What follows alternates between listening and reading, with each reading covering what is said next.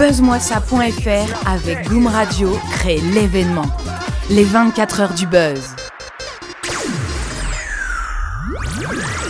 Vous éclate Willy chez Morandini. Écoute, franchement, ouais. Et là, t'as un gros fan club sur Facebook, hein, justement. Bah écoute, ouais, j'ai la chance parce que je suis dans l'émission que 2 fois par semaine et franchement j'ai la chance d'avoir un super retour. Les gens, je pense, aiment pas trop mal ma chronique et c'est cool, voilà. Enfin, le web, il y a toujours matière, il y a toujours plein de vidéos vraiment sympas, hein, n'est-ce pas, Anthony? et non, je sais pas. Écoute, voilà, je me prends pas la tête. J'aime pour faire marrer les gens. Je pense que sur le web, c'est ce qu'on cherche quand t'as des vidéos un peu sympas. C'est soit sur du cul, soit les animaux, soit des trucs un peu rigolos et voilà, j'essaie de surfer là-dessus. Alors si les animaux font du cul, là, c'est alors là, c'est du million de vues. C'est le buzz. J'ai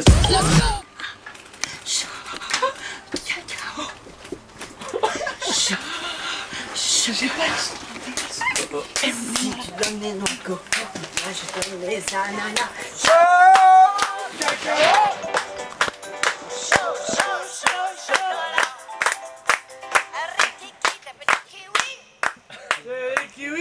Qui a eu l'idée des déguisements? Écoute, c'est arrivé un petit peu par hasard, c'est-à-dire qu'on m'a embauché chez Morandini pour faire juste une chronique web sans me donner d'indication. Et un jour, il y avait une vidéo, c'est vraiment parti de là, il y avait une vidéo d'un mec qui dansait en couche-culotte sur Beyoncé. Et je me suis dit, allez, chiche, je débarque sur le plateau en couche-culotte. Et je l'ai fait, sans prévenir personne. Rodolphe, qui est le rédacteur chef, n'était pas au courant, et Morandini non plus. Et je suis arrivé en couche-culotte sur le plateau, et là, parce qu'en fait on arrivait face à Jean-Marc, et là je vois la tête de Jean-Marc qui se décompose, et je me dis, oh putain, ça y est, c'est ma dernière chronique. Mais vraiment, j'ai vu sa tête genre, je sais pas si c'était de la surprise ou il se dit mais qu'est-ce qu'il me fait? Et vraiment je me suis dit ok, c'est ma dernière chronique, donc je l'ai joué à mort et par chance, écoute, Cécile et Jean-Marc ont aussi réagi, ils ont essayé de me dessaper, enfin du coup ça fait le buzz et c'est ma toute première chronique. Et le soir Jean-Marc m'a appelé en me disant écoute c'est génial, si va dans le happening, va dans le personnage, etc. Et voilà, et tout est parti de là. Et du coup comme moi à la base je suis comédien, je me suis dit bah génial, si je peux faire la télé en plus de la comédie, c'est parfait. Et du coup voilà, je pense que c'est ce qui a marché quoi. C'est par rapport à ce que les artistes m'ont apporté, comme Dorothée, Chantal, Annie Cordy, tous ces grands, quand je suis allée les voir, m'ont donné une force incroyable, comme vous voyez, de pêche, d'envie de vivre, de continuer, d'avancer.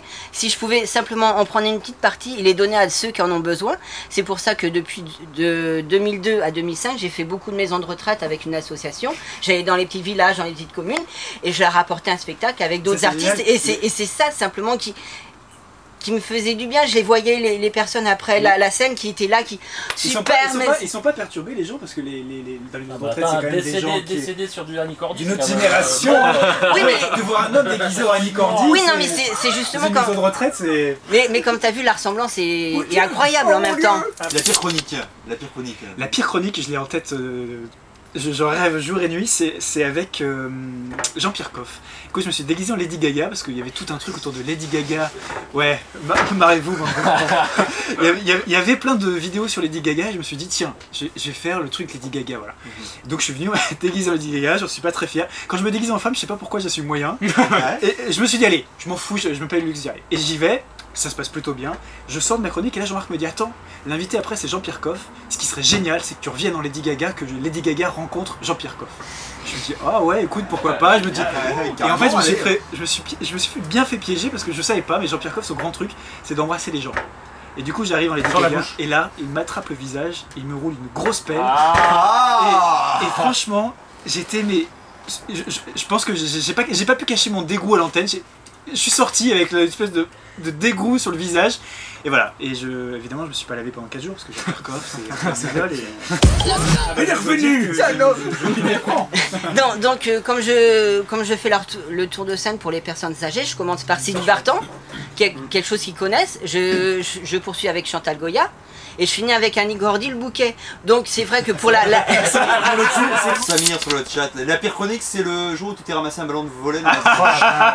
Oh la belle chute ça. Ça c'était énorme, ça c'était énorme, vraiment. Je suis venu, pour ceux qui n'ont pas regardé, je suis venu en fait en touriste en mode volleyeur machin avec un ballon de volley. Donc forcément dès le début de la chronique, le ballon commence à voler entre le public, Cécile, Jean-Marc, ça pète le décor, tout ça.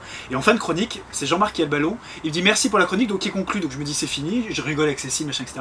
Et au moment où je retourne la tête, il a fini son lancement et je vois un ballon arriver à toute vitesse. Et le seul réflexe c'est de lever les bras pour voilà, sauf qu'il faut savoir qu'on est sur des tabourets d'1m50 qui sont posés sur un socle parce que l'émission n'est pas à même le sol. Et du coup je me suis vautré mais comme une grosse merde.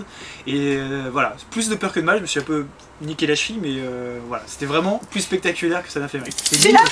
Voilà. Donc Il nous j'ai a apporté- fait le corset pour faire Lio. Montre-le bien à la caméra. Ah, Lio, c'est un nouveau personnage alors. Qui arrivera bientôt. Et ça ouais. correspond à une chanson particulière qui est.